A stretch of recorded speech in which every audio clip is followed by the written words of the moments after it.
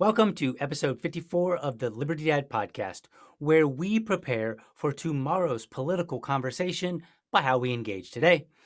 If you're new to the show, liberty represents the message of all your freedom all the time, and dad represents the delivery, recognizing that tomorrow's conversation with my son is determined by how I engage with him today, and then applying that to those around me. I'm your host, DL, and I'm joined once again by Josh Fields, or with Josh Fields of the Libertarian Apothecary. And today's episode is to associate with bigots or not. And we'll be discussing whether or not it's in the best interest of the Libertarian Party to associate or disassociate with alleged bigots. Josh, good day. How are you? Good day, DL. I'm doing pretty good, buddy. How you doing? Very well. Can't complain too loudly. Things are going pretty well. Good. Just busy, busy, busy as always. That's right. So All the demands of life. absolutely. Yeah, yeah, doing pretty well. Doing pretty well. I'm excited to talk about this today because this obviously is a pretty contentious topic within the Libertarian Party. Right. And so for those watching, let's give a little bit of background here. So I have been a bit on, maybe you might call it a rampage. And basically what I mean by that is that I have been really hitting people hard over this issue of whether or not libertarians should or should not disassociate from alleged bigots. Now, it sounds a bit counterintuitive, like who wants to associate with bigots? But, and we'll get into it in just a moment, I think there are some issues related to the definition and how we use it and how we define it. I think that there are also major issues in terms of whether or not it actually is a good idea and fitting with our principles, which we'll get into in just a moment. There seems to be kind of like two major factions, if you will, in the Libertarian Party. There are those who say all these people over here are either bigots or they're associating with bigots, or, and this is kind of the big one, or they're platforming people who have said bigoted things and would typically be or are alleged to be bigots. Okay. And I keep using the word alleged because I want to be careful about stating that somebody is or is not a thing until we at least have a working definition. So I'm being a little bit guarded in my terminology here. And so my argument is basically that no, we're actually not served. It's, and again, we're going to get into it.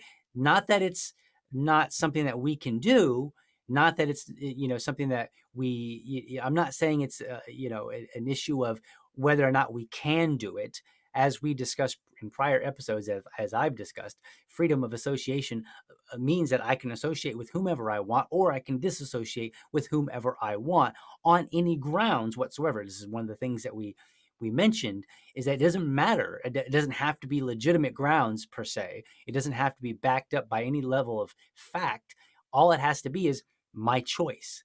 And so that in itself is not the dispute. The dispute is whether or not it's actually a good idea, because many things are an issue of choice, but that doesn't mean that choosing one is always the best idea. And so that's what we're going to be discussing today. And I'm going to be making that case, and maybe Josh will agree on some points. Maybe he'll agree on all of them. Who knows where it's going to go? We have not discussed this, ahead of time. No. So with that, I'd like to start off by reading some a very brief definition of bigot. Okay, and so Merriam-Webster defines a bigot as, quote, a person who is obstinately or intolerantly devoted to his or her own opinions and prejudices. And then Oxford Dictionary defines it as a person who has very strong, unreasonable beliefs or opinions about race, religion, or politics, and who will not listen to or accept the opinions of anyone who disagrees.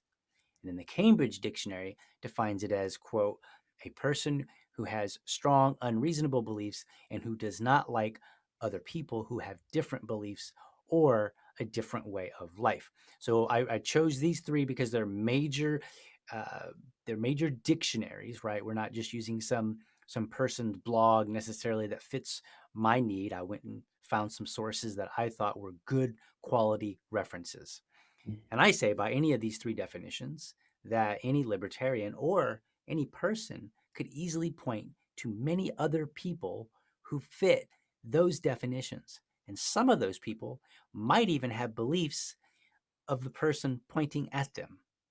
So if I say, hey, this person's over here, they're a bigot because they have, they fit these definitions, I might actually be including myself. I might be causing myself to be guilty by that very application of the definition.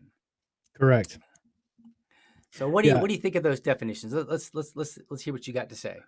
I was actually just pulling some up here too. I saw that you had you mentioned the three big ones there. I've got the Oxford one right here in front of me. Um, on at the root of this, you had mentioned at the very beginning of the episode about how sometimes how someone uses a word Mm-hmm. can drastically alter, obviously, what they're trying to mean. The word I try to look at words not in their absolute sense, like the word bigot. What is it that the word is trying to convey? In all three of those definitions, the Right. common is that it is something that is deemed unreasonable, right? Right. Something that is irrational, unreasonable. Now that's well and good, but even those words themselves are subjective in nature, right? Right. So I like to look at like how is it you're trying to use the word as it relates to the Libertarian Party that we don't want to associate with bigots. I would like the people who are levying those charges to define bigot in the sense that they're using it. Right.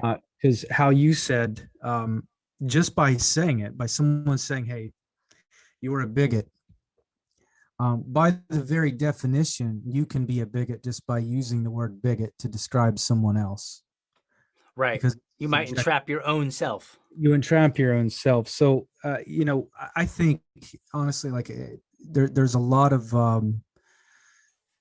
I believe the word's overused. It's overgeneralized. It's a general word. It's not. Mm-hmm. It's not a descriptive word of finality. It doesn't really get you to the end point. It's like one of those middle of the road words. Like, okay, this person's a bigot, meaning they're closed minded or they're not receptive to opinions, and which may be true. You might have someone who's not receptive to new opinions. I'll be honest with you. There's a lot of academic topics that I might not necessarily be very receptive to new opinions because I'm going to weigh them accordingly. You know what I'm saying? I mean, Right.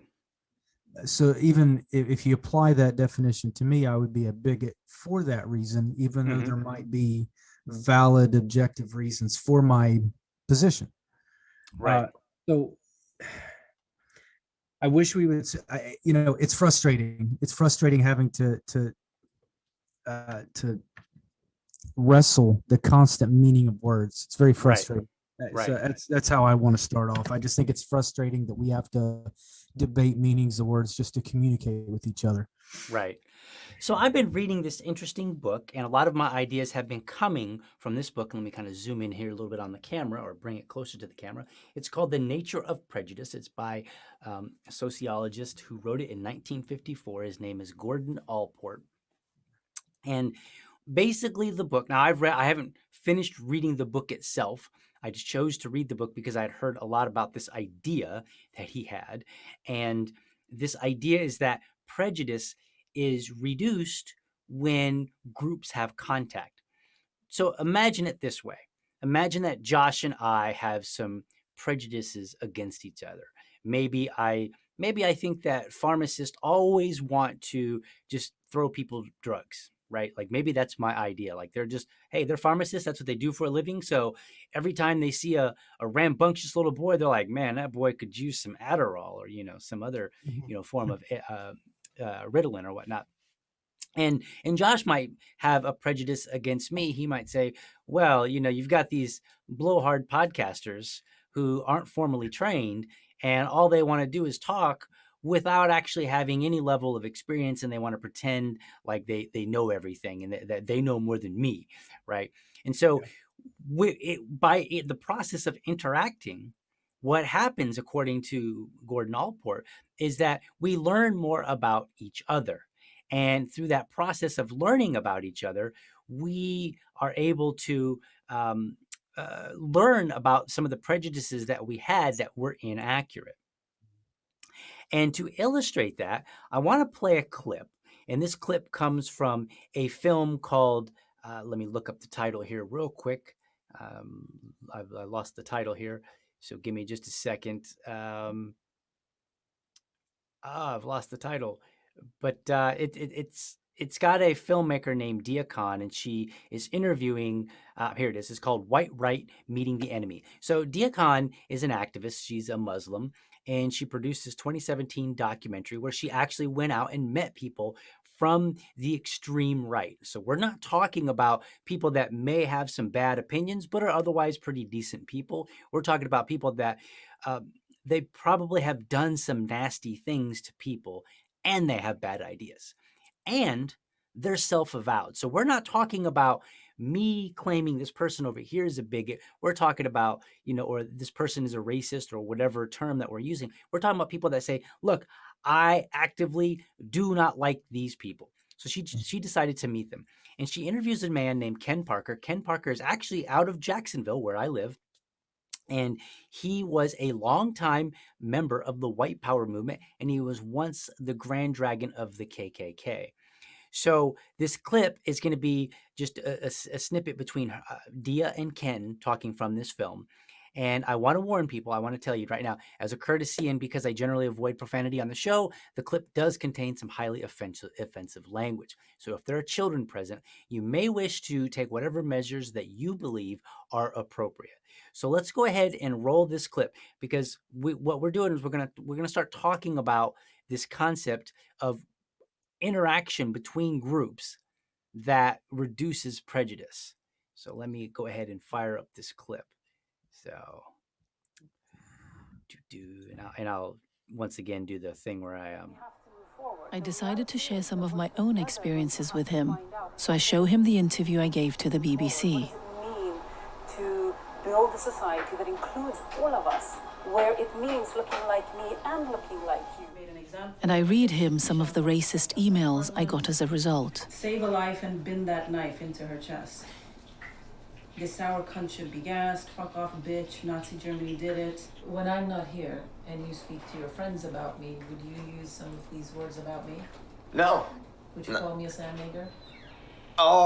Maybe if I'm drunk. And if I told you that you calling me those words hurts my heart? I'll do my very best not to use them. Yeah? Yes. Because? Because I respect you and I don't want to hurt your feelings. Why are you nice to me? You've been completely respectful to me. I actually consider you to be a friend. My opinion about Muslims since I've been interacting with you has gone up significantly. Besides asking me questions that, kind of got under my skin a little bit. Don't do the flyers, blah, blah, blah.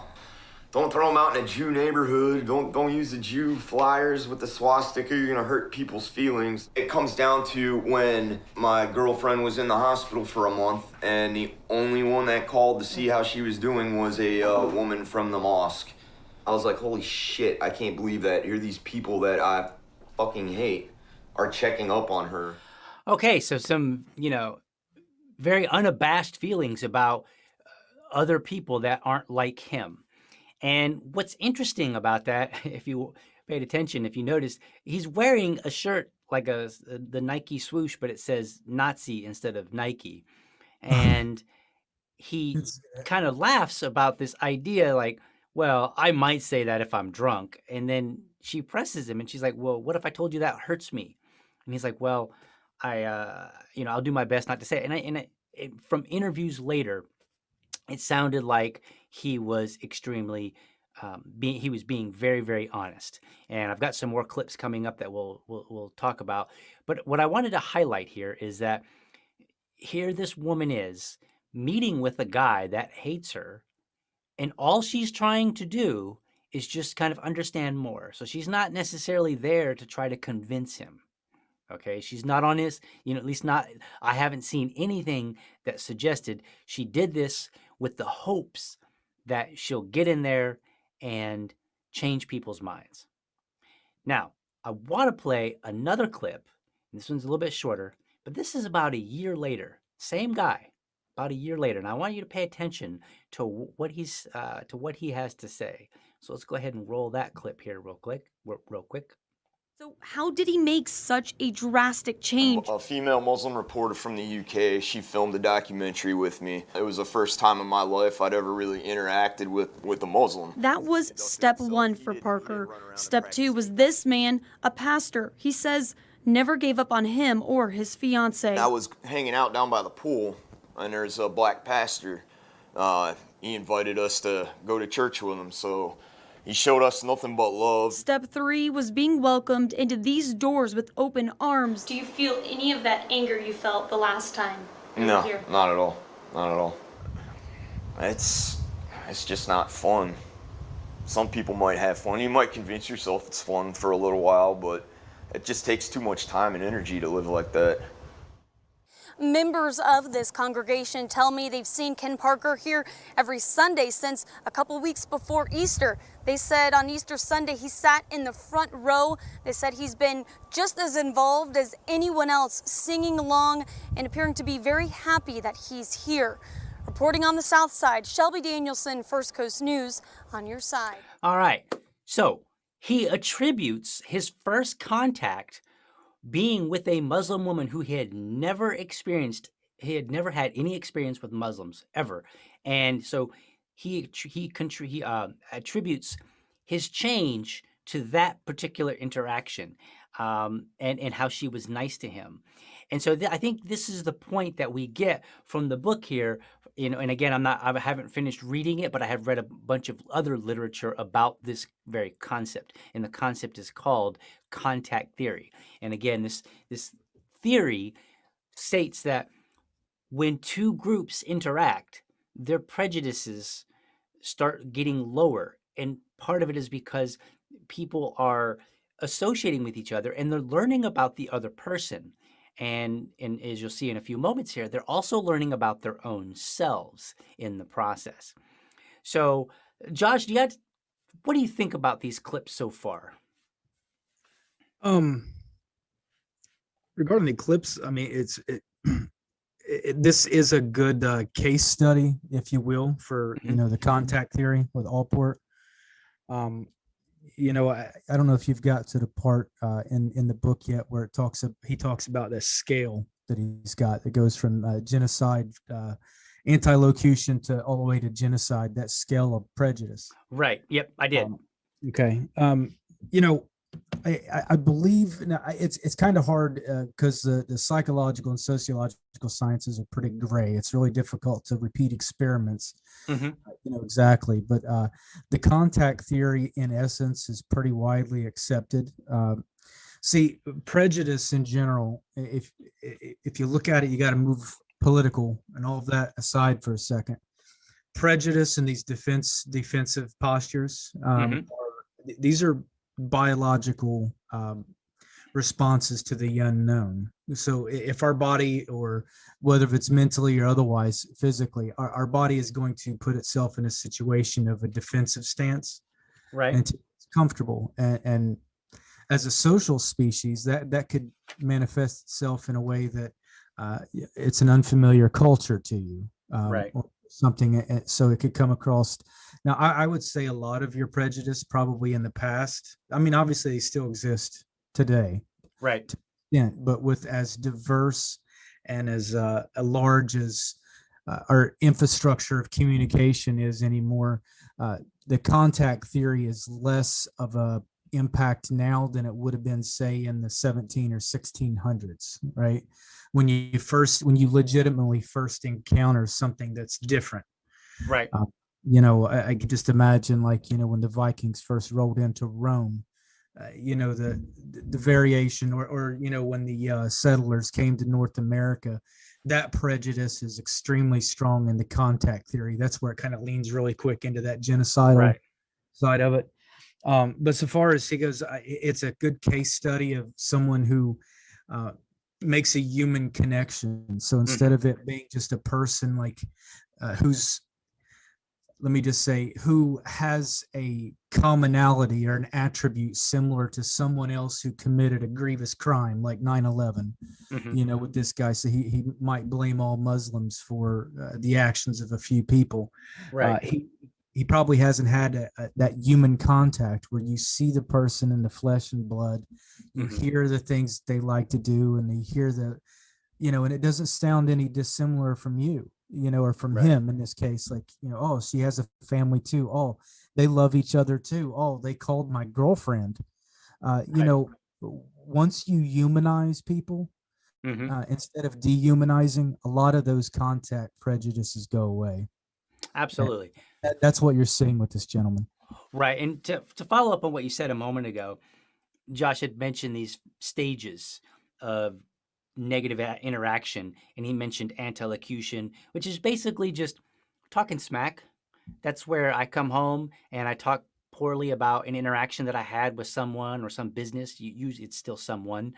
And it generally doesn't go very much further than that. Maybe I get on Facebook and I say, oh, I can't believe this cashier at Walmart. You wouldn't believe what he or she did to me, you know. And then the second one is avoidance. That's where the prejudice gets a little bit more, a little bit stronger. And now I kind of go out of my way to avoid people. So at first I might categorize Walmart workers as maybe not being very smart or something like that based on, you know, my interaction with one person, or maybe based on no interaction. It doesn't have to necessarily precipitate from that interaction. So then we go into avoidance, where now maybe I say, you know what, I don't like all these Walmart people, and so I have actively avoid them. Then you get into discrimination. That's where we start getting into the prejudice, and we, you know, maybe I talk poorly about them and I laugh and I make fun, I take pictures and I do all these other things now, right? So now I'm kind of going out of my way to be ill toward this person, even if it's not directly. Then the fourth one is physical attack. This is where maybe for whatever reason I attack somebody. You know, maybe I wait outside because I had such a bad interaction and I have this negative view of Walmart employees, and so then I just decide to attack one, right? And then the fifth one is extermination. That's the most extreme version. That's where, you know, you get into things like genocide and stuff like that. And so basically he's saying that you have all these degrees, and, you know, a person may or may not necessarily go through all of them, nor will they necessarily get to that final stage. In some cases they do. Nazi Germany was a really unfortunately great illustration of the stages, how you had people that may have initially went from you know, just some poor feelings about Jews to eventually either exterminating them if you're the soldiers, or maybe doing nothing about it, which you could, I guess, argue is relatively similar. So yeah, that's this book, and that's this idea about it. I would like to point out one thing though too, with you know, it is a very good book, by the way. I don't know when exactly I read it. It was a while ago. Gotcha. But the avoidance. Now Allport does the second phase there with avoidance. Avoidance doesn't necessarily have to be malicious. Okay. Right. Now in that book, if you read it, you can. It comes across as though all forms of prejudice are malicious. Right. That's not necessarily true. Initially, like I was saying, prejudice can be a defense mechanism. And, you know, also prejudice falls into freedom of association. So avoidance, you can have a prejudice against somebody for any reason whatsoever, and avoid them, but yet not be malicious about it. Right. We do this in our personal lives all the time for a variety of reasons, and it could be for a variety of attributes. But just because one has a prejudice doesn't necessarily mean it'll be a net negative on society. Right. I just want to point that out because, you know, somewhere along the line, our prejudice has to allow us to have freedom of choice and freedom of association. So not all prejudice is negative, but obviously it sounds to me like where this particular guy was going with it, he was being hateful. Right. So obviously that would be And oftentimes when you're talking about generalizing, you're generalizing a group of people. So if you have a prejudice against maybe your neighbor because you've had some bad interactions, and then you might still make some assumptions about them. It gets a little different when you have prejudice toward a group of people. But like you said, and I'm glad you brought that point up because that was the next thing I wanted to get into, is that Allport does kind of help explore the term prejudice, and he's trying to distinguish it from prejudgment, that is, judging based on limited information, which we all do. In fact, the late Walter Williams had an interesting analogy. He said, suppose one morning that you wake up, you go and you open the door, and there's a tiger sitting out on your front lawn. He said, what's going to happen? You're probably going to close the door immediately and call, the police or somebody to come and deal with this tiger. He said, but you don't know anything about this tiger. He said, it could be a very docile, very gentle tiger. But what you do is you prejudge it based on what you think you know about tigers, that, hey, they're very dangerous, and they're more than likely, going to turn on you, bite you, swipe at you with their huge giant paw and, kill you, whatnot. So you're making a prejudgment about this particular tiger, based on what you understand to be the behavior of all tigers. So here's what he says. He says, not every overblown generalization is a prejudice. Some are simply misconceptions. Prejudgments become prejudices only if they're not reversible when exposed to new knowledge. So the question is, what means new knowledge? What are we talking about? Well, I think in many cases, what people assume new knowledge is if somebody comes along and says, come on, DL, pharmacists aren't like that. I know a bunch of them. Take my word for it. That's not necessarily new knowledge. That's just new information. I don't know that. And then, when we think of knowledge, we think of something you might know, right? Like that may not be the quite an accurate definition. Yeah. But in terms of how we behave in the world, we think of knowledge as something that we know, something that we've learned from experience, or that we've learned in a way that makes us confident in the information that we have received. This is why I believe that contact theory actually is much better, because if I start to get to know Josh or any other pharmacist, then the information that I learn from them becomes real knowledge. And so now I'm actually exposed to new knowledge. In the same way, in the clip, Ken Parker had never met a Muslim. So just telling him, I don't think would be considered knowledge. It would just be information. But Correct. Learning from her by being exposed to actual behavior of a Muslim shows him that, hey, you know what? They're not quite what I thought they were, or at least this one isn't. So I have a couple more clips, and I actually want to play a follow-up clip, since we're talking about we're talking about prejudices. We're talking about, we all have them. And I think this next clip is going to be very, very interesting. It's a clip of Dia Khan, the same person, but she's now on Russell Brand. If you know who Russell Brand is, he's the comedian. He's the British comedian. He has his own podcast, and he interviewed Dia Khan. And I don't know the date of that it was that he actually interviewed her, but it was after her interview and meeting with Ken Parker.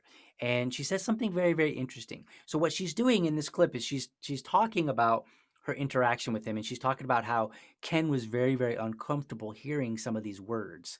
And she says, like, I described myself as these words because he wasn't going to use them. So she used some words that I'm not going to repeat, but they were pretty foul language to describe who she was.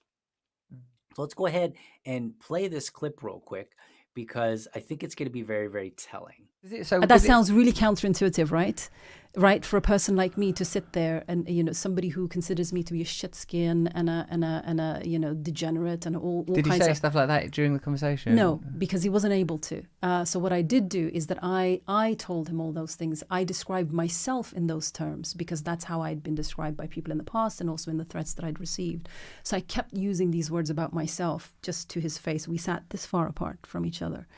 And every time I would use a word like that about myself, he would just squirm and be really uncomfortable. And then I just started laughing and going, look, I mean, obviously, this isn't the first time that you're hearing words like this. I'm assuming you use words like this. And if you don't, then people around you certainly do. So why are you so uncomfortable?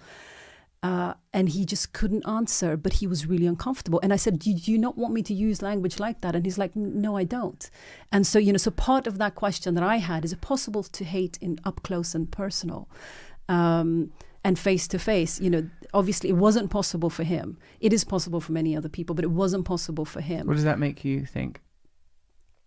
That something else is possible. That also my judgments against people like him, my prejudices, and my kind of very flat caricature that I carry in my mind and my heart about men like that is also incorrect. So it says something about me as well. Okay, so this is the point that I'm getting at, and this is we're starting to get closer to the reasons why I think that disassociation is not always a good thing. And it's because when it was very clear in that video that this man had racist tendencies. No doubt about it. I know that sometimes we, say this person's a racist or this person's a bigot, and then it's maybe questionable. It's like, okay, how are you using that term? In this particular case with Ken Parker, it was unambiguous. Nobody would deny it. He might deny at that time that he was those things. He might like to call it something else, but the definition that would be the most widely accepted, that most people would agree to, would be a definition that he would say, well, he would want to ascribe a different word to it maybe, but he would ultimately say, yes, I am those things. I am somebody that doesn't like Muslims. I don't like Jews. I don't like whatever. He was very much that. And so through this process, Dia learns that she had her own prejudices about him. And I find this absolutely fascinating because I think a lot of people start with this assumption that this person is the bigot, this person is the racist, the transphobe, the sexist, the homophobe, the xenophobe, whatever, any number of terms. Therefore, they have the problem, I don't. And she makes it very clear that she actually had her own prejudices about him. One of those, so that we're very clear, was that he had no problem with those terms in being racist to her in her face. Yeah. And I think that's what the experience that she had with him brought to light and said, oh, he's not nearly as racist as I thought. He's racist, just not so racist that he's willing to be that way in my face. And I think that's a huge thing. You add a layer of accountability. Right. Yeah. In a nutshell, it actually took me back when she said that. She paused for a second. She was like, but there was something else. You could tell that there was a profound realization even in herself, which even though it might not have been hateful like he was, she was still holding on to previous misconceptions about this man that were inaccurate. And right. Just by her, especially her being the aggrieved one, the one who was having these nasty things said to her, for her to step at the end of that and say, hey, I learned something about myself too, tells me a whole lot about her character. So I do applaud her. Wow. I personally think when you get things back to the human level and you break that contact in the contact theory, I guess what it is, but you engage each other, you learn a little bit. It becomes much harder to be discriminatory. It gets a lot harder to be hateful or malicious face to face. Right. In a nutshell, the internet would be a good example of that. I mean, just how awful are people to each other? Right. On the internet, on Twitter, and on. Do you think that these people would conduct themselves that way in person to one another? I've met people who talk tough on the internet and then don't talk tough in your face.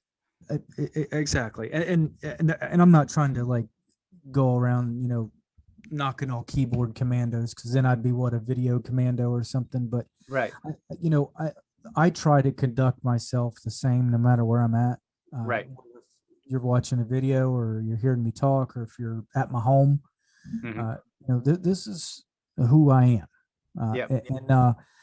But when we have these platforms and we have these things that allow us to communicate with each other, but yet remain separate physically, it forms this almost like a barrier, and then people lose that accountability, and then they say these nasty, hateful things, and all that does is it promulgates this this prejudice forward, and also too it promulgates misconceptions out there.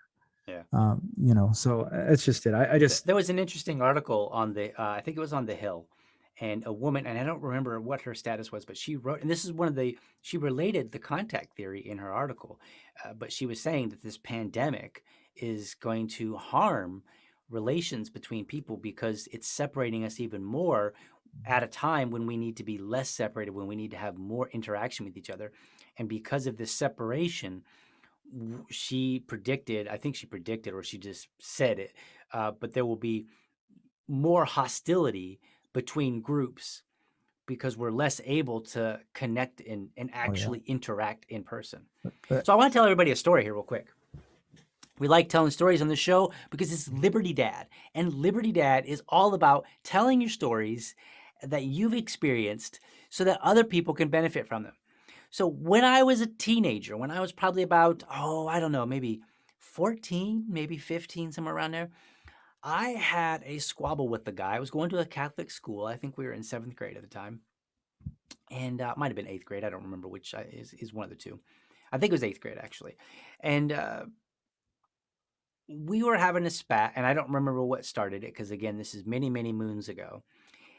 And I ended up saying some unsavory things to him, and we decided that we wanted to fight. So we did what kids at that time would do. We would say, all right, let's meet at the park, at a particular time after school, and, we'll settle this like men, right? That's how it was going to be. So we showed up, crowd around us, and I got beat spectacularly. Like, seriously, I got beat. And after the repeated kicks to the chest, his one last kick reminded me exactly of the words that I had chosen that got me in that position in the first place. He was like, one to think on, right? He was like, and this is for blah, and he kicked me one last time. So word got back to the teachers. I don't know how it got back to the teachers. And the next day, our science teacher pulled us both together and said, you two now have a project to work on together. And this will be a significant portion of your grade. And if you don't do it well, screwball with me, you won't pass this class, which means you will not go to the 9th grade. So now we're on the hook. Like, we got to work together. And through that process, we actually became best friends. And it didn't take very long. And when let me tell you, like, we not only got into a fight, but I remember at one point, I don't remember where this was in the timeline, but at one point I remember asking him, it was very casual. I was just like, his name was Aaron. I said, hey, Aaron, you coming over today after school? And he looked at me and he said, we were hanging out at some point. And he looked at me and he was like, because all the cool kids were around. And he says, why would I come over to your house? Loser, or something like that. But I remember he was like, why would I come over to your house? Like, as if he was just stunned. Like I just made it up out of nowhere. And I was really embarrassed in front of all these kids, right? Because I was not, believe it or not, people, I was not cool in elementary. No. I don't know about elementary. Junior high, I definitely was not cool. Also high school as well. And then also when I joined the military. And actually, you know what? I've never been cool. So let's just stop reminiscing. I'm continuing that trend. I have never been cool. I am still not cool. So whatever. But it was really, really embarrassing. Imagine a teenager telling you that in front of all the other teenagers. It's really horrible. So we didn't have a good relationship whatsoever. But then we actually became really, really good friends. I'm talking about, he would call me up and he'd be like, hey man, this movie's going to be on later on such and such channel. We got to get together and watch it. Like, it was just, he would go to church with me. I mean, we were like buddies, like tight. And this happened after he beat the crap out of me and I lost spectacularly. So it's one of the reasons why I learned very quickly, be careful what you say to people. So. Yeah. Yep. But and the other, so I don't know, Josh, do you have any stories like that? You probably didn't get beat up. You look a little more stout. Oh no, I think I mentioned before I fought just about every one of my friends at some point in time. I lost my share of them too. Um, I got this one buddy. I don't know how many times we've wrestled around and been completely fine afterwards. One of us kicked each other's butt, and then we just move on from it. Uh, Right. you can't do that now, but one thing's for sure, growing up with my friends, I mean, it was there was accountability. Hmm. So like if you'd say something, you'd step out of line to one of your friends, they'd let you know pretty quick, and you learned your lesson. Right. And also too, I mean, if you're going to go around and you're going to say things to people, and you better mean what you say. Right.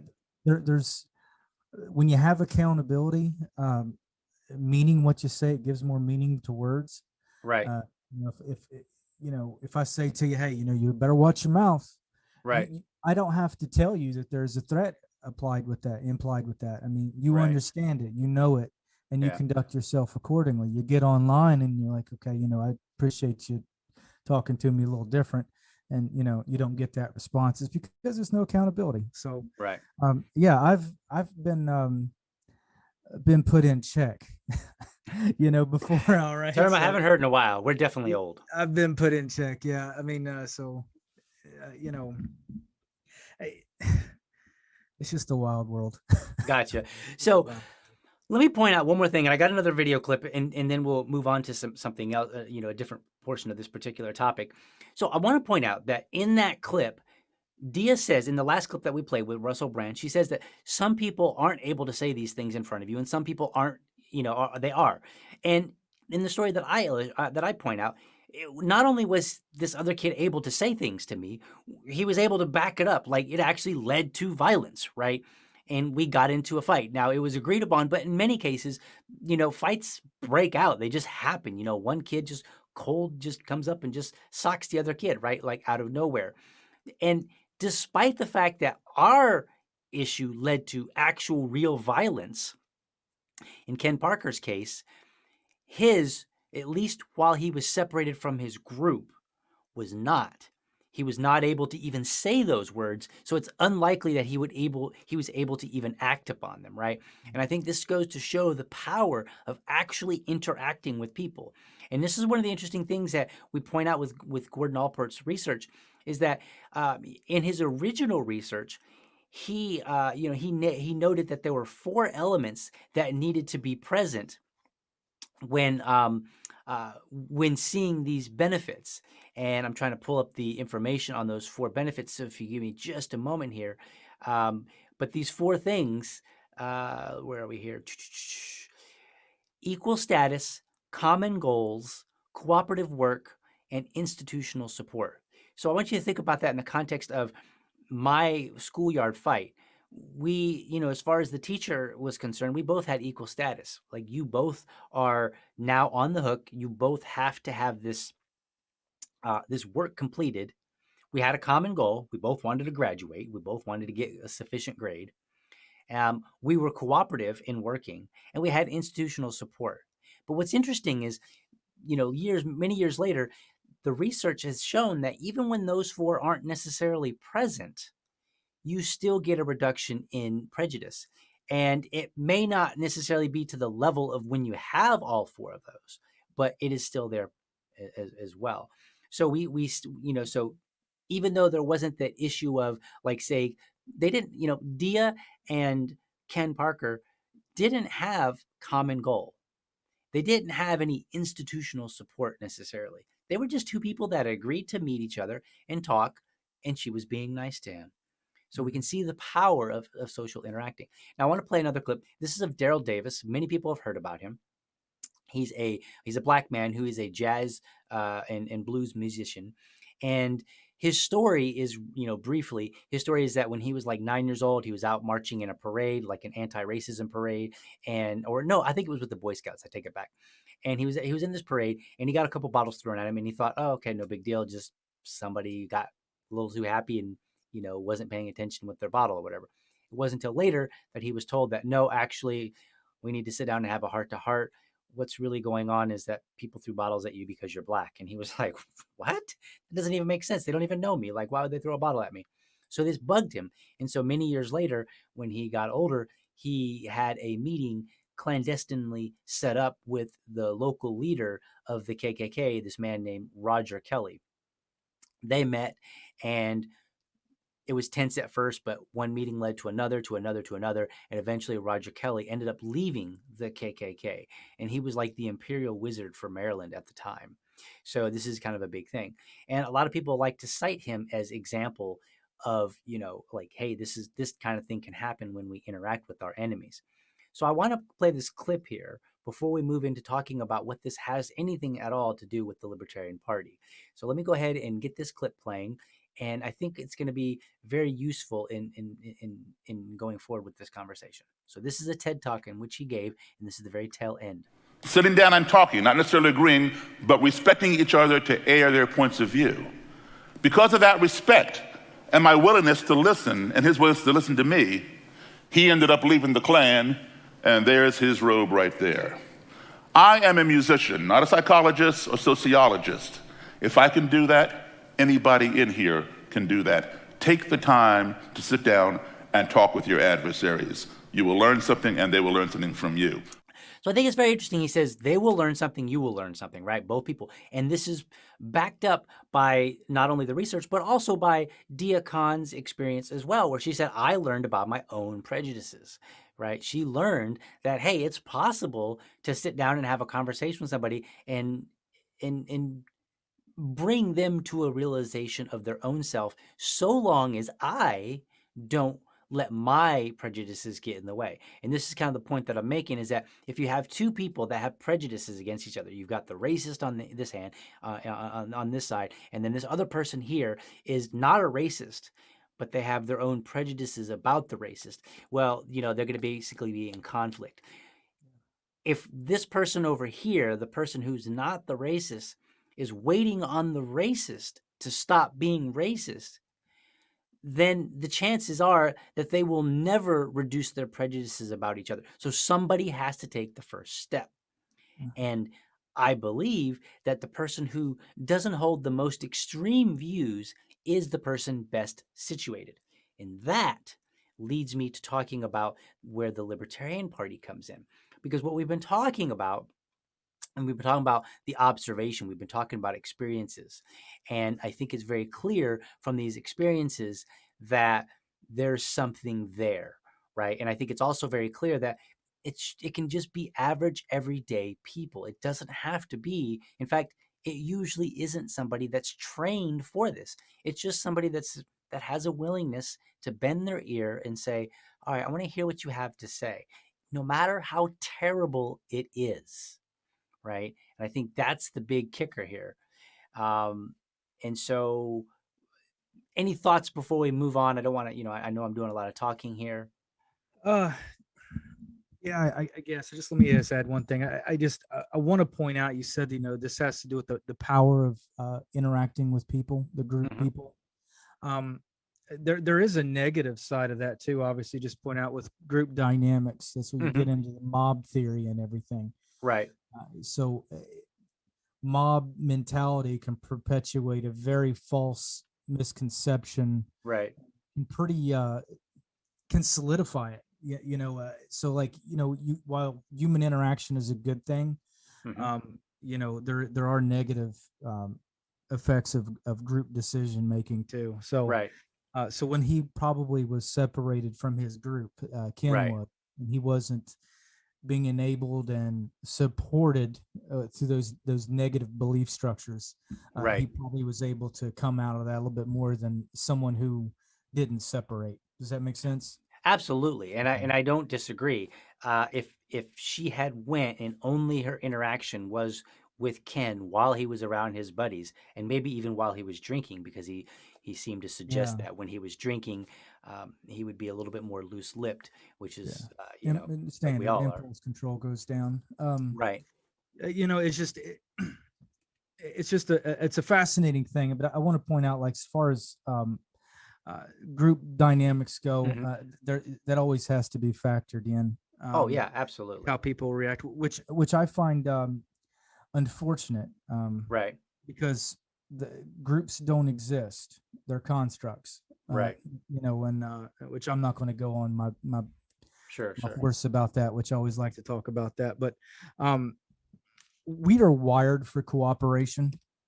So like if we can get together and humans can interact, we usually could find a way to resolve things. Right. We're kind of built that way. Mm-hmm. But prejudice, the bias, sometimes you do just have to meet it head on. And like that gentleman was saying in the video, he's just a regular guy. He said, what was he, I just went and I did it. Now that could be dangerous. Oh, I think it was for him. Actually, I think there's a few stories where he did get into some physical altercations with people. It'd be dangerous, but I think in general, I think if all of us would take a little bit more time to have those meaningful conversations, we can break a lot of these prejudice down pretty quick. Right. So let's talk about how this has anything to do with the Libertarian Party from my perspective. And so here's what here's my point. Is one, I think people a lot of times will say, the Libertarian Party is a political organization with the purpose of influencing legislation and getting people elected to various local, state, and national government positions. One person, they actually told me this. They said, it is not rehab for terrible people, which I agree with. I don't disagree. And another person pointed out, they said, when we associate with bigots, we send a clear signal to the targets of their bigotry. And I somewhat agree with that, but I think a lot of it is determined by, how is it that we're associating with the bigots? If I go and hang out with white supremacists and I'm drinking and having a good old time with them, and then and maybe I'm going and playfully doing some of their, going through the motions, I think that might send a signal. If I say, okay, well, I'm drawing a line in the sand here. This is how you may or may not behave around me. And as long as you're willing to behave in this particular manner, then I'm willing to engage with you. So the example that I give, I say, anybody is welcome into my home, no matter how foul their ideas are. However, what you cannot do when you come to my home is you cannot insult somebody, you cannot threaten them, you cannot intimidate them. You're more than welcome to bring your terrible ideas and we can have a conversation. Maybe, and maybe the conversation has to be halted. Maybe we say, you know what, this conversation's getting a little out of hand for the sake of everybody. Let's go ahead and move on to a different topic. If you can respect that, if you can respect the people that are in the home, you're more than welcome to have very terrible ideas. And I think it's an issue of boundaries. Now, the reason I say that the Libertarian Party, I think, is, that it's not, that disassociation is not good, is because of this. In my opinion, the Libertarian Party and the movement of libertarians, meaning people that may or may not be participating in the party, is steeped in the concept of the individual. Self-ownership was one of the foundational principles that I said was necessary to being a libertarian. And the word individual is used in our party platform 40 times. Now, it's not just word counts.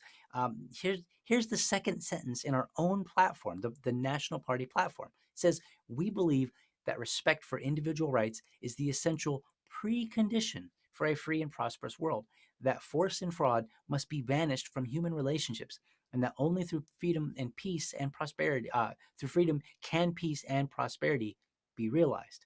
And then one more point. During a podcast interview, our current LNC chair made this point that if you're a member of the Libertarian Party, you have as much say as any other member in the party that in the direction that the party goes. And then he further pointed out that this greatly distinguishes us from the Republican and Democratic parties. So over and over and over, our party demonstrates its dedication to the individual. So I look at it and I say, the Libertarian Party is the best shot that we have to see a world set free in our lifetime, because our attention and dedication to the individual is unmatched by any other group. And we operate on this idea that society doesn't require government to manage all of the affairs of its citizens, and that when we're left to be free, truly free, that people are incentivized to do the right thing more so than they're not.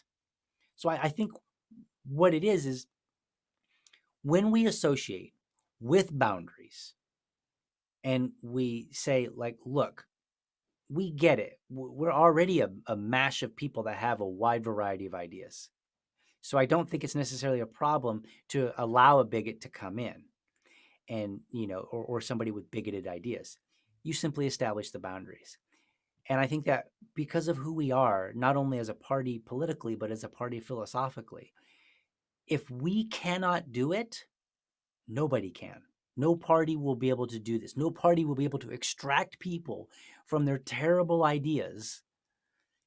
No group of people will be able to do it like we can do it if we only just set boundaries and show what the power of positive association has. What do you say? Am I right? Am I crazy? Tell me. No, you're absolutely spot on. And actually, I've since this, and I'm not trying to marginalize other people's complaints or concerns about who we associate with in the Libertarian Party. People have a right to feel how they want, but to me, it's kind of confusing because it's like you have to forfeit your view of an individual to say that we must be. I'm gonna use the word anti-racist, but right. to not associate with. Look, what is the Libertarian Party? It's a political party, right? Right. We're there to facilitate non-aggression principle-based political activism. We want to see more liberty. We want to see more freedom. As you mentioned, the word individual was mentioned 40 sometimes in our points. But if that's why you're there, nothing else about you matters. You don't want to use the government to enforce these social things on people, whatever they are. It doesn't matter what you believe. It's not important what you believe as an individual. And let me clear that up. It is important to you, but it's not important to other people because you're not using the government, the force of the government, to make other people conform to your social order, if you will. Right. And that's where the other two major parties, they go wrong, is because they are institutions of social order. You've got the evangelicals with the Republicans, and that's not what the Libertarian Party is about. Right. That there should be more separation from government and society.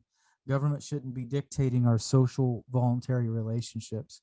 So if someone wants to come into the Libertarian Party and wants to be an activist and they want to advocate for the government to leave you completely alone, they subscribe to the non-aggression principle, but yet they have nasty beliefs, whether if it's racist or they're misogynist, whatever. Right. As long as they're not trying to push that, they can be my ally in the fight against the state. They might not be my friend. I might not ever invite them over for dinner because I personally don't voluntarily associate with people like that, outside, but we find that common goal. Remember, you mentioned that a few moments ago when we were talking about the book. You get people together if you can find a common goal. Well, you can still have your repugnant views, but if our common goal is rooted in a peaceful, nonviolent society, what the hell do I care if you have bad views? Excuse my language. So once we get to, as libertarians, it should be what you choose to do personally is your business. Is your business. Right. So some of the libertarians are out there saying, we need to kick those people from the party. Look, this is not a social club. Right. This is not a social club. And I see a lot of libertarians that are starting to screech about certain things like this, that people have had, they said questionable things in the past or this and that. Right. It's like, what is really your intention here? Is your intention, are you really not willing to work with someone who is an advocate for liberty just because their personal disposition is not to your taste? Right. I've mentioned time and time again on this show, like I advocate for legalization or decriminalization of prostitution. People should be able to do whatever they want. That does not mean that I support prostitution. It doesn't mean that I don't find it morally objectionable. It just means that I support freedom of choice. Right. And this also goes with however somebody wants to do it. If someone wants to hold on to hate and they want to be a prejudiced, hateful person, but yet they're not violating your natural rights, they're not going around hurting anybody. It's not, we are not the police of society. We're not supposed to police each other's thoughts. Right. So you start heading down in that direction. You start kicking people out of the party for these exclusionary things that are, let's face it, a lot of them are hyperbole or very subjective. It doesn't lead us anywhere positive. So if we can sit down and say, hey, you know what? And this is where, like, I didn't see, I'm not trying to call him out, but in your debate there, I didn't really see it from his side of trying to find out what exactly are we trying to do here. Right. You know, it seemed more like trying to form a social club of people who had like views, and that's not what the Libertarian Party is, to me at least. Yeah, I think I think, you know, so folks, if you're listening, I had a debate with a gentleman on this very topic, and this person, they you can find it if you go to facebook.com/free speech media network. You can scroll through there and find this debate. But this person was holding to the position that if we associate with bigots, then that will be kind of like how we're defined. And in some way, there is some truth there, right? But I think a lot of it is like, how do you function is how I don't think it's as simple as saying, oh, this person is associated with this person, so therefore they're also a terrible person.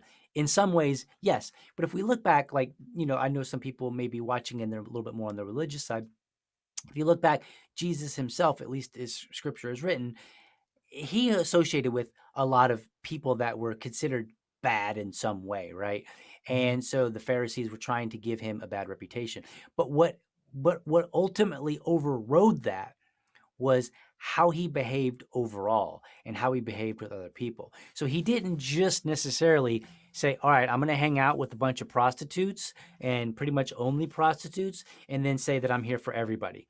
No, and he didn't necessarily say, all right, I'm going to hang out with tax collectors and only tax collectors, and maybe even receive some money from tax collectors, and then say, oh yeah, but tax collectors, you know, they're sinners too. No, he didn't do that.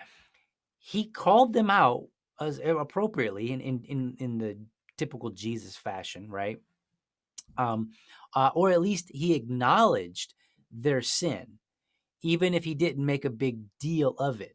So he didn't like push it under the rug. And I think this is what we need to do as a party. We need to say, look, yes, we are associating with this particular person, or yes, this particular person is in our party. However, they have agreed to consistently follow these things. They agree to the non-aggression principle. If they, you know, we're very clear, we tell them that we have a problem with this idea, you know, that they're holding. And let's go with an example. I don't really like talking in very vaguely. I came across a clip on Twitter, and I'll go ahead and use his names, but both of their names. So Josh Smith has a podcast, and he had on Hotep Jesus. And Hotep Jesus is one of the names that was mentioned in this debate that I had with somebody. And so this clip is probably like, I don't know, 3 minutes long. And Hotep Jesus is talking about this idea that it sounded like he's very much saying it's a man's world, and because a man can impregnate many women, he should, and that's how he's defined as being manly, something like that.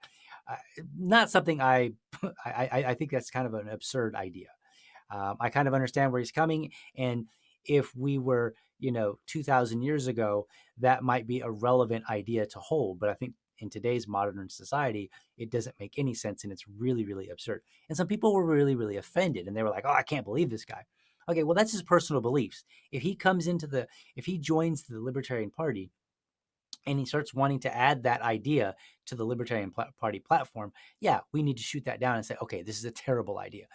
If he wants to speak about how this is how people should live at an actual event, a Libertarian Party event, yes, we should shoot that down. If he wants to become a leader in the Libertarian Party, well, that's a little bit more dependent. Like, what are some of his other beliefs? Because then it becomes more of a maybe in my mind, right? But just being present, I don't think is necessarily a bad thing, as long as we draw the line and say, like, look, I think that's an absurd idea. Or in some cases, I think it's a terrible idea. If somebody believes it's a sexist idea, they should say so. And they should say, look, I think that's very sexist of you to say that. And that is the line that we draw. But we say, I think it's sexist but you're allowed to have it, and let's have a conversation about that. Because what you're doing is you're giving him, somebody like that, reign to have the idea, but not so much reign that they can impose it on other people. And I think that's where the Libertarian Party needs to excel. That's why this idea of the individual can be so powerful. That's why the idea of associating with people that have bad ideas can be powerful, as long as we say, look, you can have that idea, you just can't impose that. And if you try to impose that, we're totally going to shoot it down. This is where I think the value comes with the Libertarian Party, where we take the idea of interacting with people and we take the idea of the individual that we hold and we merge them together. And this is how we create that society that doesn't require, like you said earlier, the other two parties who really are about creating social, very specific social structures. We don't, through government, that is not necessarily, I mean, everybody's going to create them. Yeah. But we don't want to create them through the use of government. We're not institutionalized social structure. Right. And this is how you create a free society without those institutions, by interacting with people, but setting the boundaries. Yes. And I feel like what people that are opposed to bigots, or whatever you might want to call them, however they're defined, I think where they make their mistake is by saying, we neither want this person nor, because we're unwilling to set any kind of reasonable boundaries that allows them the opportunity to have this idea, right? Now, that doesn't mean that we have to accept all ideas. I mean, we certainly can say, like, okay, the more horrible idea, the more horrible of an idea that we all agree upon, maybe the less voice we give you overall as a party. So if somebody comes in and they're actually a Nazi and they say, I think that we should only have white people in the party, then we can say, okay, well, you're free to have that idea, but we're probably not going to give you too many opportunities to talk about it, because that one's kind of far out there, right? We'll let the podcasters deal with you, and maybe that's the answer for all of it. We'll let the podcasters deal with you. As a party, we're dealing with libertarian stuff. There's also something to be said for getting an idea out and discussing it, Right. You never know what someone's intention are. Now look, I don't know this gentleman, Hotep. I only know him by the people that don't want him platformed. That's funny. You're right. In a sad way. That's really the only way I know him. And I don't have a lot of time to spend and listen to extra stuff. Unless it's somebody who was in a leadership position or something that was running for a position, I'd obviously would make the time. Sometimes people come across a little bit of truth, and it promulgates an idea. And if we're going to talk about, with him, he's talking about the biological speciesism of how we are as an animal, because that's what he's talking about. There's a lot of nuance to that. Okay. Right. And that's a big conversation. And it doesn't really have much to do with politics. It's like a social thing. I mean, the Mormons actually are in that, where, you'll have, a husband, and you have polygamy, So what he's saying is not really radical. It just probably comes across really rough. No, I'm not saying I agree with him. Don't misunderstand. Right. I'm just saying, whenever we give just a glancing blow at something somebody said, we often prejudge that, right? Right. And we make the assumption that he is saying this hatefully, from a hateful standpoint. Well, not that I'm a big fan of the guy, but do you consider Mitt Romney a hateful person? I don't really consider too many notable people to be actually hateful. Yeah, no, I don't either. Mitt Romney's not one of them. No, this is a man who, not that I'm aware of him engaging in it himself, because obviously he's got a persona to go after, but he believes in polygamy, right? So maybe. I think the Mormon Church has officially abandoned the polygamy ideas. Officially. Right. I think the ones that are that do believe in it are considered the outcast, the rogue Mormons by the Latter-day Saint Church. It's kind of like one of those. I've been fortunate enough to have been to Salt Lake City and have seen the Mormon Tabernacle. It's absolutely beautiful. They have undergone a transition. They're trying to mainstream or non-mainstream polygamy. Right. But you certainly still have that out there. And Right. now here's where I'm going with that. It's a different cultural idea than what I subscribe to. Hmm. It does not mean those people were innately hateful. Right. Or the people who have that kind of worldview. So like Hotep might be a great advocate for personal liberty. He just might have views that his personal views with how he conducts his voluntary relationships with people. It might be detestable to me, and that's completely fine. I don't have to agree with his personal life. Right. So him being one of the targets. Was he on Josh's show? Josh Smith? Yeah, he was on the show, and it's funny because I don't really know who Hotep Jesus is. Like Yeah. I've seen literally about 3 minutes worth of him in that same clip. And the clip I came across because I follow a number of people on Twitter. So, on various sides of the Libertarian Party. And this was a Libertarian Party member who had posted it and was like, kind of like, oh, can you believe this? Just watch this video. And I'm like, wait a minute. You don't want this person in the Libertarian Party. You don't want this person being platformed. You're the one presenting it to me. Yeah.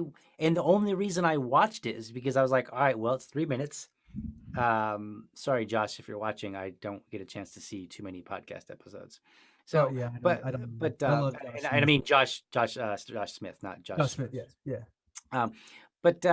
So the only reason that I watched it is because it was like 3 minutes, and I was like, all right, I got 3 minutes. I don't have, I don't generally watch full podcast episodes anymore, and so I watched it, and then after watching it, I realized my only exposure to this person who I otherwise don't know anything about is through people that don't even want me to hear from him, that don't want his voice to be out there, and I'm like. And I considered tweeting it like something along the lines of like, libertarians, if you don't want somebody platformed, quit platforming them, quit giving them a voice, but anyway, that's digression there. It's like virtue signaling though. It's like, hey, look, I feel that this guy's bad. Let me tell you guys all this. I mean, right. It's like, if you disagree with it, just move on. Yeah. I know you probably are wanting to move on, but let me touch on one last thing here. I put a note here. You had mentioned earlier, you started talking about how Christ conducted himself. Regardless if you're a religious or not, the teachings of Christ, I think most people, even non-religious people, they can see a lot of good and a lot of positive in the teachings of Christ and how, how he conducted himself. Most recently, I was reading. I went back and I was reading the Gospels of Judas, which were found. They're not. You won't find this in the King James version, but it presents a Christ that is very much like what you'd expect in the King James version, with the exception that he was sarcastic. He laughed a lot. Right. He joked a lot with the tax collectors and with the people who were undesirables, if you will. Right. But see, the book of Judas, the Gospels of Judas, and several other non-included books, re-emphasize that aspect of forgiveness. Right. And I think that's, whether if you're a Christian or an atheist, I don't care what it is. Forgiveness is a very, very powerful, underestimated thing. And if you're always looking at somebody with the intention of attacking instead of with, there's an opportunity for something positive here. Right. So I would just like to see more emphasis on it from individuals, whatever their background is, on stop judging people, have a little bit more forgiveness, and approach other human beings with more love instead of hate. Right. And I know that might sound a little cliche, but we always have this fight inside of us, right? Between the white dog and the black dog, good and evil. Right. Whichever one you feed the most is going to win. So if you try to stay positive and be like, hey, look, this guy Hotep, he's interested in liberty, but man, he's got some bad other ideas, but does he want to force that on there? Let's see what positive stuff we can get out of this. Let's see what kind of meaningful things we can get out of this. Right. See what he can do. Maybe he can grow. Maybe he can learn. When you first came into the liberty movement, did you feel the same way that you do now? No, I've had growth. Absolutely. I didn't either. So, maybe, just maybe, if we practice a little bit more forgiveness, we'll be a little bit better off in the long run. That's Right. all I want to say. Like Yeah. I just wanted to point that out. Yeah, and it's not that I'm saying that that we should respect necessarily all ideas. There are some ideas that I don't really respect. Now, I will personally be as respectful as I can in my engagement because I think that's the most fruitful. That gives me the most fruitful outcome, right? But like I've had people kind of charge me with accusations and saying, "Oh, well, if you don't think we need to kick out bigots and racists and whatever," and a lot of it is partly because I have issues with how they're being defined in the first place. But you know, they've kind of said like, then you're a suspicious. I'm going to hold you as a suspicious character now because now I can't trust you because you don't agree with me. And here's what I said to one of them. I said, look, I have full confidence that the content of my character, quality of my judgment, and record interacting with a wide variety of people will withstand such intellectually lazy judgment. And that's exactly what it is. It's intellectually lazy. We're supposed to be the intelligent ones, right? Like how many libertarians are out there reading all manner of philosophy and they have all the world figured out. If, you know, if everybody would just take a lesson on economics from us and would just take a lesson on, you know, self-ownership and, you know, these other ideas that are fundamental to the Libertarian Party, right? Like freedom of association and freedom of disassociation as well. Like if we're going to preach them, then we should be the best at them, which means we should be able to show exactly how they can operate. And when you have research that backs it up, when you have observation that backs up saying that it's actually better and you actually can reduce prejudice, but through interaction. And it doesn't just mean any interaction necessarily, but through interaction, then we should be the ones to kind of say, all right, let's take that, let's show the world how it actually works, and we'll show exactly how a libertarian society that doesn't have government or doesn't need very much government, depending on what type of libertarian you are, we'll show them how these things get resolved in a libertarian community. But if we can't do it, who the hell else is going to? Nobody. You know? I truly believe like it always said that America was the last bastion of hope for liberty in the world. And I take that from the Enlightenment, right? Right. And the Libertarian Party is, the libertarianism is the remnants of that. Right. And, you know, if we're not going to do it, the only advocates for the individual, you're right. Nobody's going to do it.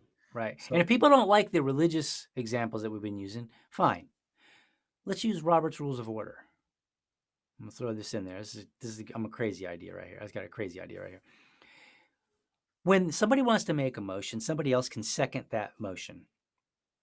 And I've told people before who are not as familiar with Robert's Rules of Order that there are several reasons why somebody might second a motion. And it's not necessarily because they agree with it. If Josh puts out something on the table, I can second that motion because I want to vote it down. And once I vote it down, then we can move on. We don't have a conversation about that anymore. He wants to buy some books for the party or whatever. I can second that motion because I want to vote in favor of it. I can second that motion because I want to know more about it.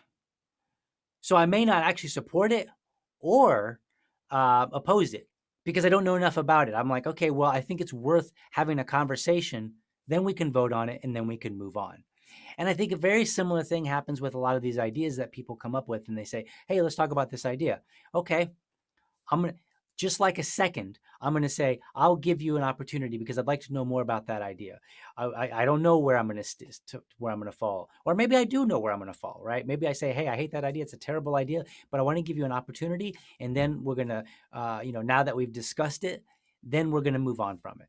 And I think that's the problem that we're having is that we're not giving some ideas from people their due diligence. We're making too many assumptions about the person and about the idea. And I feel like when it comes to the social topics, that happens tremendously. And I figure, hey, you know what? If we're going to be the party that talks about limited government, we're going to be the party that talks about we don't need government to intervene with all these social dynamics, which is exactly what's happening, then we need to be the party that leads on that note. So that's where I sit on that. And yes, I think that we should be a little bit more accommodating, because if we really want to see prejudice drop in the world, we should probably follow the science, to use a term that is really popular these days. The science has told us exactly how to do that. Science is settled. It's settled. It's totally settled. We've got a book right here. Here's this book right here. Sorry about that. We got this book right here. Tells you exactly how to do this. Interact with people. And that's how we reduce prejudice. But if you'd rather not follow the science, then just disassociate from everybody and tell us what a great actor you are in this world. So, my righteous indignation there. I'm not really angry. We see too much of that. I do want to point out the cherry on top here. Right. I know that you and I are approaching this in good faith. I believe. Now, I don't know Archie that well. I believe he was approaching it in good faith. Oh, I think so. I do. I believe so. Which was good. It would be nice if everybody did. Now, it's important to know that when you're talking about such a big topic, social engineering is always involved. Mm-hmm. Not everybody or every group out there is having good faith conversations. So I have to mention the war for your mind all the time, because it is not always an altruistic conversation. People they don't always have the best intentions. Right. So even if he wasn't, I still had that conversation. Let's put it in this context. I had a debate, and I've had conversations since then with somebody who I believe has ideas that will not reduce prejudice in this world. Sounds like a very negative thing to me, because I want to see a better world around me, and I work hard to see a better world. So I could look at it and say, the behavior that you're promoting will only at best keep the level of prejudice that we have. It won't reduce it. At worst, it will increase it. Right? Well, that's pretty negative. And I was willing to have a conversation with that person. So that person should in turn take a lesson and say, you know what? They were willing to have a conversation with somebody they believe would have a negative impact on this planet. Maybe I should do the same as well. I completely agree. And what I'm specifically talking about, one thing that I'm talking about that's part of social engineering, especially since we're talking about bigotry, and that involves like race relations to a point. I did a frustration episode yesterday where I kind of vented on the critical race theory. Right. That's something it's not been done in good faith. It is something that will actually promulgate further prejudice. Sure. And we can't be afraid of calling these things out. Okay? Right. They try to shroud them like, if you question this, you're a bigot. Well, I want to quote you a minute ago. Those are intellectually lazy arguments. Right. They're not putting their due diligence into it. So for me to say something about it, you can't just put a blanket like you're a bigot because you don't like the critical race theory. So just a little bit more forgiveness.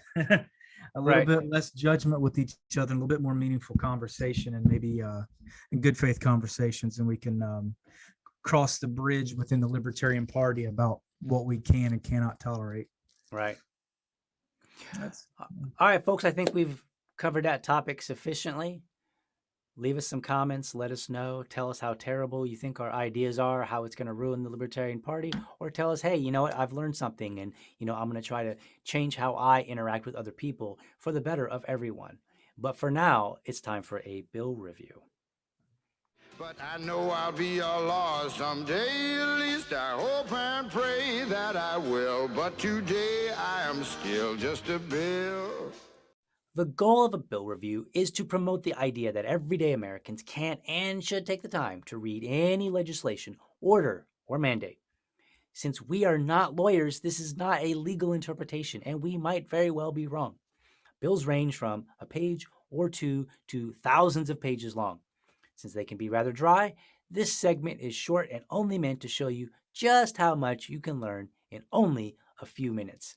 And this particular bill that we're going to be reviewing today is the executive order from Florida Governor Ron DeSantis, number 21-81, and its title is Prohibiting COVID-19 Vaccine Passports. If you're not familiar with a vaccine passport and you didn't see our previous episode, one of our previous episodes on vaccine passports, it is an extension of the standard manner of documenting vaccines, but it is extended to more everyday things. The state of New York is currently working on something called Excelsior Pass, which will allow certain businesses who choose to participate to reopen sooner than later. The idea is very simple. You either prove that you have had the vaccination or you have proof of a negative COVID-19 test, and that information can be carried with you either on a printed piece of paper or on your cell phone through a nifty little app. Participating businesses can then verify that you are either vaccinated or tested negative, and then you will be able to enter the premises and conduct business. These are currently being presented to larger venues, so things like sports venues, concert halls, and other very public businesses. This executive order is only 3 pages. I have it right here, and it begins with a number of whereas statements. Before I get into those, Josh, did you get a chance to review the executive order ahead of time? Yeah, I've got it actually here right in front of me as well. Okay. Well, why don't you lead in and tell us your thoughts on this particular? Let's hear what you have to say. All right. You're the expert. You're the vaccine expert. Wait. On this show. On this show. Okay. All right. Thank you. I mentioned before how I really don't like the word expert. Yeah. But anyways, all right. So I let's separate this into 3 pieces, right? Okay. The first one is the passport itself. The second one is going to be call it private passports. Okay. I'll delineate those 2 in a second. And then let's just talk about the COVID vaccine itself, which is the fundamental problem behind all of this.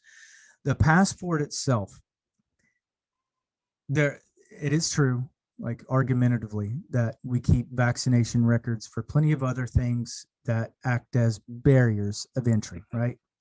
Right. Public schools, those types of things. Certain aspects of travel, going to or from countries, or certain vaccines that you need to have. This is not a new thing per se. Right. But to the extent that this is being used or being pushed, like particularly with New York, where you can't go to a bar or to a game or something without having this passport, right? And let's just assume that we're talking about a passport that is up to date. Now let's put an asterisk next to that right there. That's up to date. So it's not like getting your passport like you're going to travel countries and it's good for 5 years, right? So let's eliminate that thought process. Passports, I do not believe, and this is a general statement, but it always remains true from my beliefs. The government cannot impede your freedom of travel. Okay. That's all across the board. Now, if I'm just walking into Canada, the Canadian government could impede my travel, right? Because it's their property, supposedly.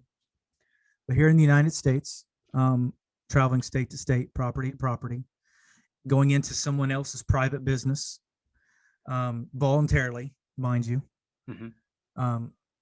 the government doesn't have any place in those relationships or those movements whatsoever. Okay. They're not granted that authority through the Constitution, and they certainly don't have that as a natural right like I do, because the government is a fiction, right?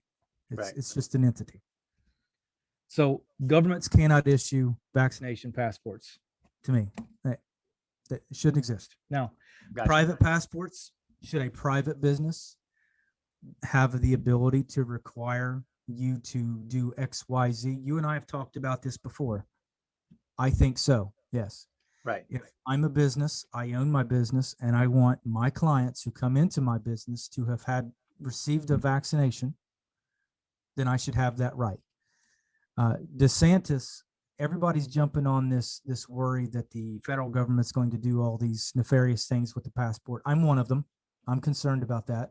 Right. But I'm also concerned about the government not doing it directly and doing it through the larger companies, like the airlines and things of that nature. And I think even Dr. Fauci mentioned that, the passports won't be a thing. Maybe the private industry will take care of that. Well, just how private are some of these companies, right? Right.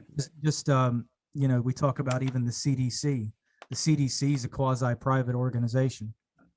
The NIH is a quasi-private organization. So like these lines have been blurred to the point where that's why a lot of libertarians are getting made fun of when they say, oh, well, these are private companies. Well, can you really consider, Amazon private? Right. So I believe DeSantis overstepped at his boundaries here. I think he probably can make a promise or a resolution that the state of Florida will not offer any incentives. Mhm.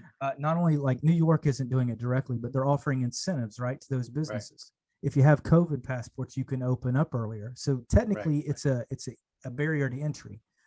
I would have much rather have DeSantis said, look, the state of Florida will not create, promulgate, finance, or incentivize any type of plan to implement COVID passports in the private sector.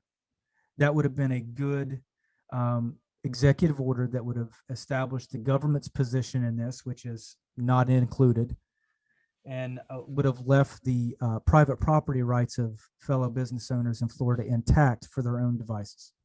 Gotcha. Now, I think we disagree a little bit. Probably. But because I was.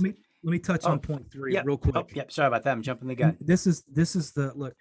That article you actually sent me about the coronavirus, that you asked my thoughts on. I thought that was really spot on. And let me just give a really brief synopsis of this. I've covered these vaccines since day one. I've talked about them since day one. Long story short, you're probably going to need to get vaccinated every 4 to 5 months. The vaccines are losing their effectiveness pretty quick. The mutations are happening quick. This was not something that was unexpected. Now, if you listen to some people in the government organizations, you'd think that it was unexpected, but no, it's not. It was expected that, resistance would build. You got Pfizer's working on their third booster. You got Moderna's working on their third booster. You got the other vaccines that are, some have been taken off the market because of functionality and everything. But so you get this passport. What are the qualifications? Is it going to be vaccine specific? So there's so much nuance with the passports. Are you going to have to get revaccinated every 5 months? Right. You see where I'm going with this. So it's not just here's one and done. It's almost like it's going to have an expiration date on it. Right. You know what I mean? Like, here's your passport. It's good until, September 1st, and then you're going to have to get revaccinated or reboosted. It is it's like a perpetual assembly line. I've talked to you about this before. I highly doubt we will get anytime soon a vaccine for a coronavirus that is permanent, right? At the very least, at the very best, I think we might be able to get the COVID-19 into a seasonal type issue like the flu is, so maybe once a year. But most likely, even that won't be that effective in the long run. It's probably going to be 2 or 3 times a year you'll have to get vaccinated for it. So that's the third point, the passports. It's a constant. Are you going to get reminders? Are they going to shut down your bank account if you don't get your booster? Where is this going? So I'm just as worried about that as I am the initial passport. So, okay. So sorry, that was my 3 points. So tell me where you disagree. So let's be clear what this bill, what this executive order does. This executive order bans basically any government agency from operating anywhere in that sphere of the vaccine passport. So you can't incentivize, you can't offer, the passport. You can't do anything. And then he also requires in here that the state of Florida will actually participate in ensuring that this executive order is upheld. But it also goes a step further, and it does not permit businesses to accept vaccine passports. And I think this is the big point where you and I disagree. And my disagreement on that is right now, it seems like you've got the state of New York and you got the state of California trying to push their own vaccine passports. And what they're doing, as we mentioned in our previous episode on the vaccine passports, is what they're doing is they're saying, all right, things are closed, but if you want to participate in this particular program, then we're going to allow you to reopen earlier. So I take issue with that. But I also think that there's a conversation kind of being held at the national level that says, look, we really got to get people vaccinated. and there's been some international conversations about airlines that may not allow you to fly on their airline without having this vaccination. And then people warned at that time, this was months ago, people warned and said it's going to be extended to everyday life. So I think what is happening here is that Governor DeSantis is saying for the whole state of Florida, right now as it is, no vaccine passports. Now, he doesn't clarify in here that he only wants to see them explicitly on the free market in the same way that you might say, you might see Apple Pay or Google Pay, right? So it's a little bit unclear, to the extent of what he believes, if at all, is an appropriate use of a vaccine passport. Because like you, I would agree that if a business said, look, I don't want you coming into my business unless you have unless you've been vaccinated, and you need to show me some evidence of it, I'm okay with that. But I'm not okay when the government is getting involved in it. So I think that this is a good step for Governor DeSantis to get involved and kind of like quell those fears and say, look, the state of Florida is actively opposing any intervention whatsoever. And because other states are already intervening, because we've got the national level talking about how it might be a good idea, I think it's a good thing for states to come up and say, we're banning it altogether. I think the way that he did it is relatively appropriate because it is through an executive order. And I want to point out to people that this executive order does not last forever. So this one is based on his, he starts out by saying that he issued Executive Order 20-315, which basically declares a state of an emergency. And then this executive order builds on that. And so he points out, this executive order states that it's effective immediately and shall remain in effect for the duration of Executive Order 20-52 as extended. Sorry, I said 315, but I meant 52. They love their executive orders. It's hard to keep up with them. Yeah, But 2052 is the one that this is based on. So it basically says, hey, look, there's a pandemic right now, and so I'm declaring a state of emergency. Because he's declared a state of an emergency, now he can make further declarations. This is one of those further declarations. So once 2052 is, once that has reached its end of life, then this one also reaches its end of life. So it's not in perpetuity. And so I think it's okay in that particular sense because we have such a conversation going on with government intervention. So there is an end point in this. It's not just some legislative action that's going to be there forever. It's an executive order, which, I mean, in theory, it could be there forever because you could just keep extending, I guess, and say like, hey, just so I want to make sure that I'm clear where we're at odds here. Are you saying, like, for example, AMC, right? Movie theater. Mm-hmm. Do you support their right to require a vaccine passport for movie theater admission? As long as it is 100 entirely dependent on the free market, no government intervention whatsoever. Okay. Zero. Okay. Well, then you and I agree. But that's not what's happening at all right now. No, I understand. I'm trying to establish where we agree first. Right.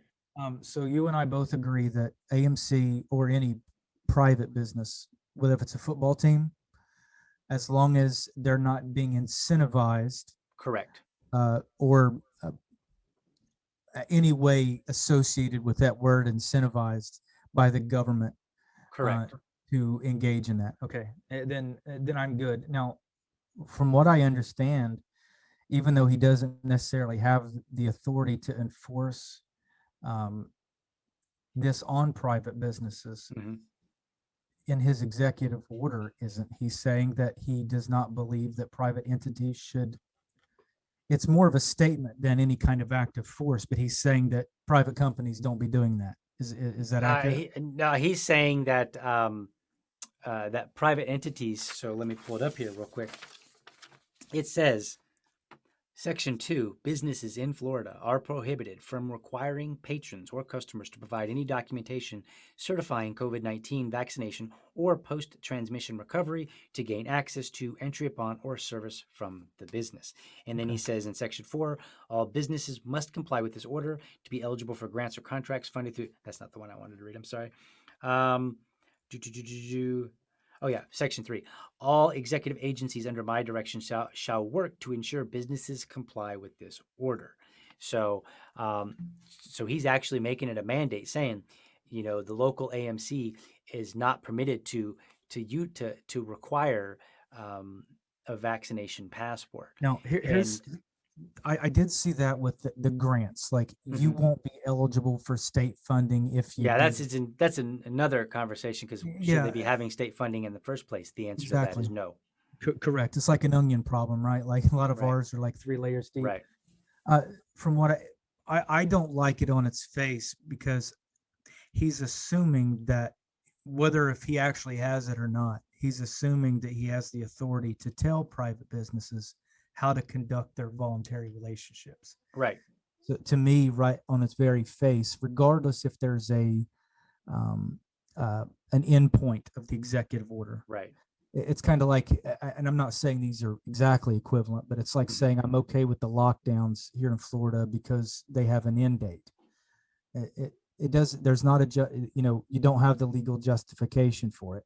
So the Right. answer is no. And it's not like, oh, it's okay, it's just for a little bit. Oh, we're curtailing your freedoms just for a little bit. It has, to me, it's an absolute principle. This is just another, for me at least, and I'm a big critical opponent of DeSantis. He doesn't get forgiven for lockdowns, and he's overstepping the general rule of the general appropriate constitutional position for the government. Right. So I guess the way that I'm looking at it is, he has, as long as there's a threat of government incentive, government involvement, he is basically, it's the left arm wrestling with the right arm in a sense. So he's basically saying, like, you cannot, as long as there's a threat, and he's not, this is a problem that I do have with his executive order, is that he doesn't make it clear that he's okay with businesses doing it completely voluntarily through the free market without any incentive whatsoever. So I do have a problem with that.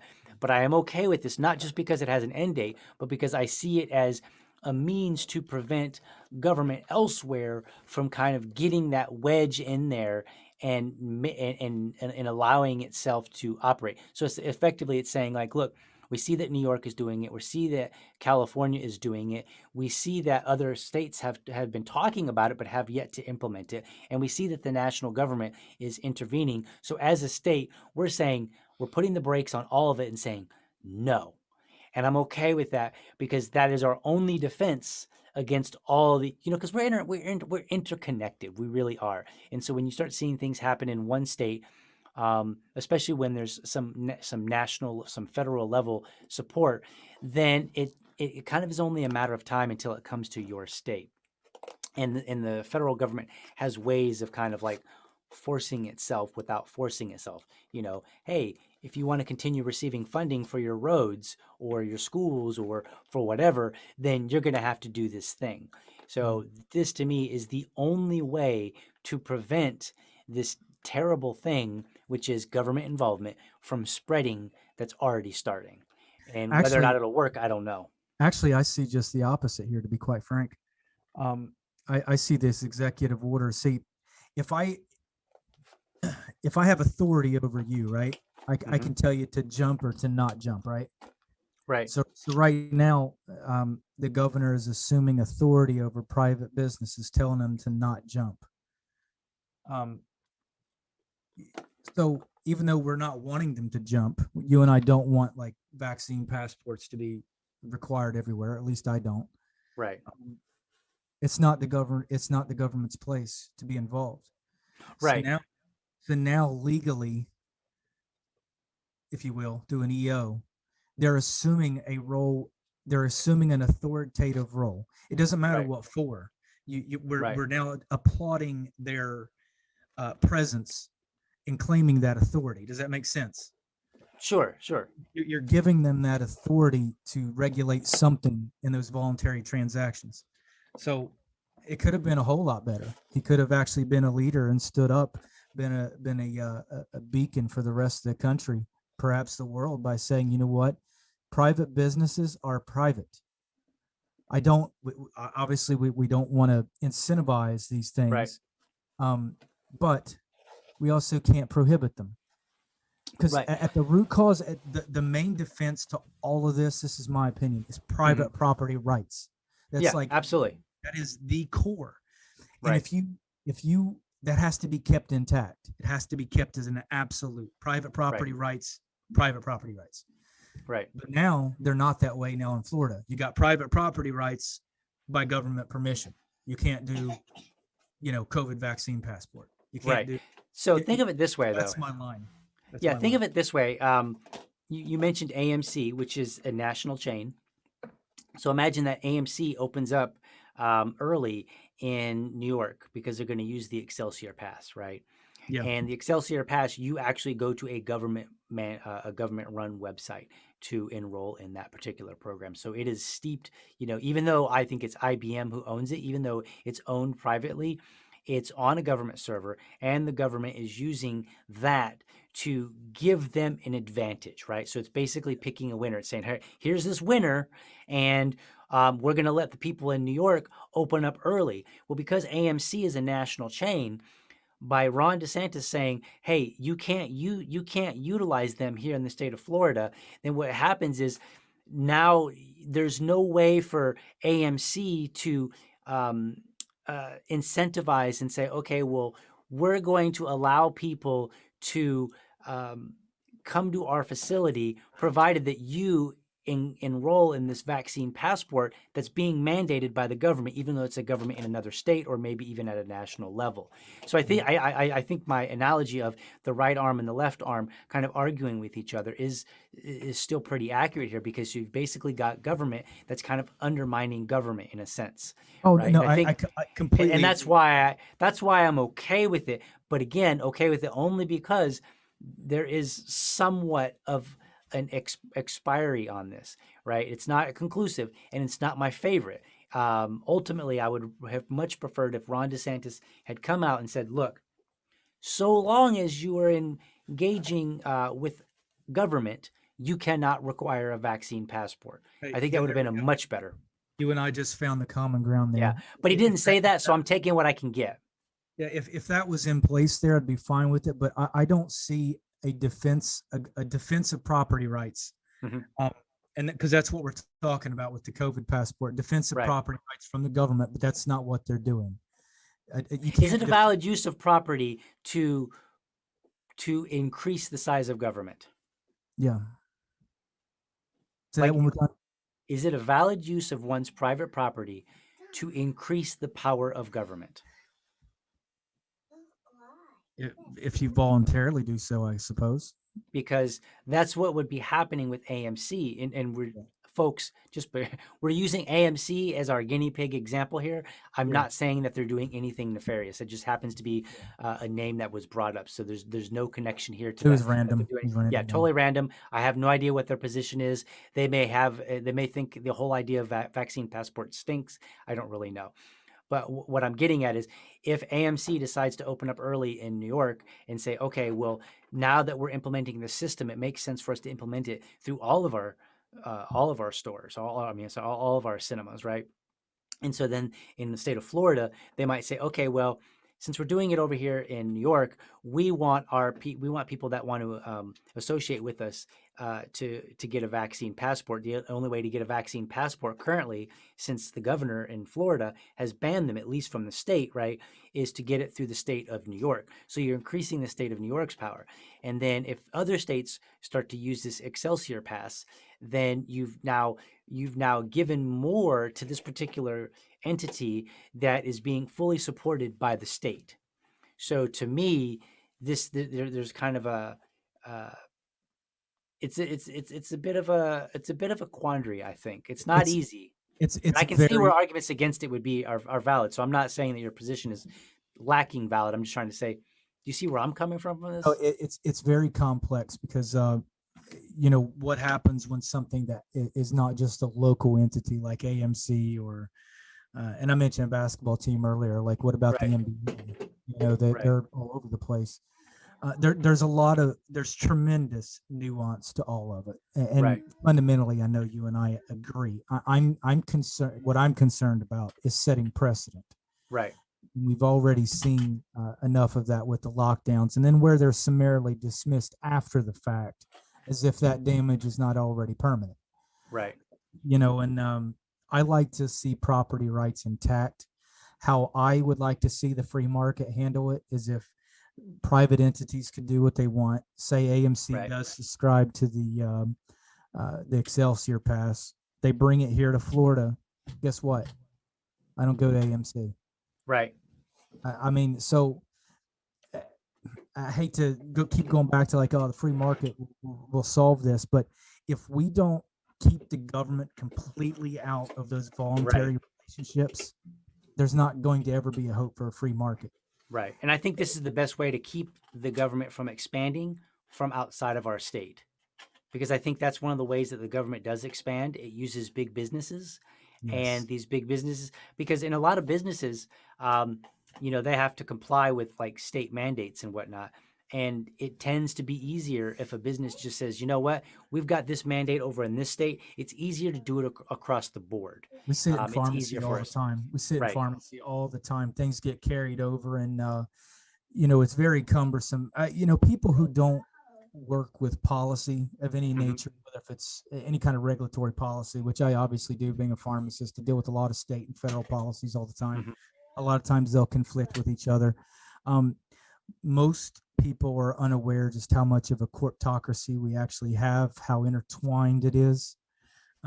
So you're absolutely right. It's very complex, but at the same time, it's like, what is the root problem here? It's the size of the government, right? Yep. It's too damn big. It is. So. Well, I think we're going to have to close out because I know that you've got some things to do. I know I've got some things to do. People have probably noticed that my son has come in and he's bouncing all around, which is shaking the camera. And so there's no earthquake going on here in Florida. There's no sinkhole, as far as I know, underneath of my house that's going to swallow me up. So that's not what's happening. I have a 2-year-old that is running around. And this is probably a good point to go ahead and close out unless you have any last final words, Josh, on anything that we've talked about. No, I don't. I just want everybody to stay safe out there. All right. Stay safe. Do your own research. Make sure to hit that subscribe button if you're watching on YouTube. And to catch Liberty Dad episodes when they air, you want to head on over to facebook.com/Free Speech Media Network, where the weekly episode of Just Me airs on Monday night at 10 p.m. Or join Josh Fields from the Libertarian Apothecary and me on Friday night at 11 p.m. for a discussion-style episode of more than likely the same topic, although we will change it up every great once in a while. Yeah. While you're there, be sure to check out other free speech media shows.